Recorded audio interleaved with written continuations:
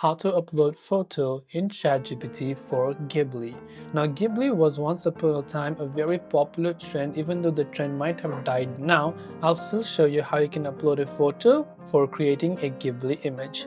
Now, in order to do this, once you launch the ChatGPT app, whether or not you have premium does not matter, because even on the free version, ChatGPT will allow us to use upload photos and even create an image.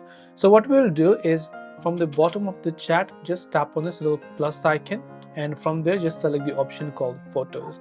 Now from photos, simply select the photo that you'd like to convert to a Studio Ghibli style, like this, let's say. Now just tap the done button. Now within this, again tap the plus icon, and this time select the option create image. Now when you select both image generation and upload the image for the reference, just type in convert this to Ghibli style right here. So just go ahead and type that in, that is convert to Ghibli style. And when you've done that, it may take some time, and depending upon your speed of internet connection, it will generate the image for you in Studio Ghibli style. And this way you can upload photo in ChatGPT for Ghibli. Hope this video helped you out. If you have got any further questions, do feel free to leave them down below. Thank you for watching, and see you soon in the next video.